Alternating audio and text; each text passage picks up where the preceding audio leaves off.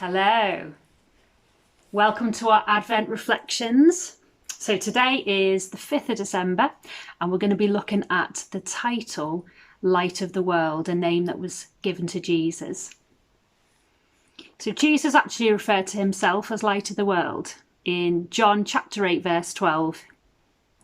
This is what he said. When Jesus spoke to the people, he said, "I am the light of the world. Whoever follows me will never walk in darkness, but will have the light of life." What I think of when I read that verse is, have you ever been camping and someone needs to low in the middle of the night, or you do yourself, but you drag someone with you, and that you've got one torch between you? You're linking in with that person, aren't you? There's no way they're going away from you because you need that light. You don't want to be tripping over any guy ropes on the way. And so what I imagine when I'm reading this verse is an invitation from Jesus to walk with him and allow him to light up the path ahead of us and to show us the way. There's another beautiful picture in Isaiah. So Isaiah was a prophet, someone who God gave visions of the future to. And a long time before Jesus was even born, he wrote these words. Isaiah chapter 9 verse 2 says, "The people walking in darkness have seen a great light. On those living in the land of deep darkness, a light has dawned." And again, as a person who loves pictures, that's how I think straight away. I just have a picture in my mind of a sunrise. And I don't know if you've ever seen one, but when you're looking out and you can barely see anything at all, and then you've got this great ball of light just starting to rise above the, like the skyline, and everything it touches just comes to life. That's what I picture. When Jesus was born, it was like light coming into the darkness of this world. And everyone that was around it could just sense that the light had come. I just think that's a beautiful picture of, that as Christians, that's why we celebrate at Christmas that Jesus was born, this light that came into the darkness of this world. You may have heard of something that Emmanuel's running that Heather organised called Light Up Netherton. And that's where you put a scene in your window of a Christmas carol or a Christmas song, and you light it up with the idea that, we're going to have all these windows lit up around Netherton. And it'll be amazing if you take part in that. I really encourage you to get stuck in. But even that is only a temporary thing, isn't it? At the end of December, we'll be tidying up, we'll pull it all off the window and it'll be gone.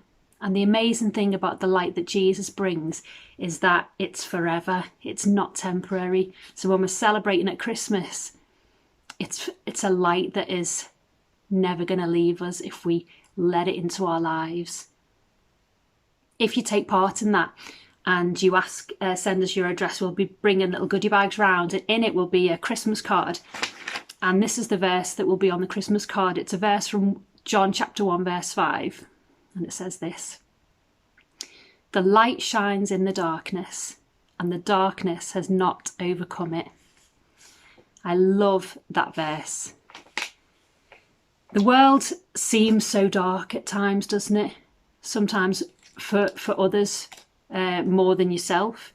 But I think for everyone right now, it's a dark time. Like lockdown is a lonely time. And you only have to turn on the news to see that there is a darkness in this world. And it can feel at times that darkness has overcome the light.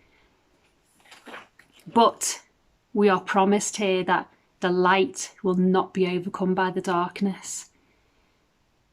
Tom talked about those magic candles you can get when he spoke on Sunday.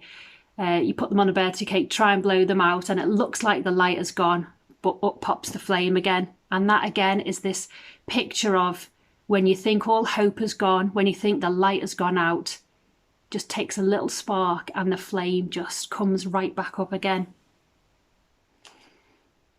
So this Christmas in lockdown, when you're isolated from friends and family, Jesus invites you to let him be the light in your darkness.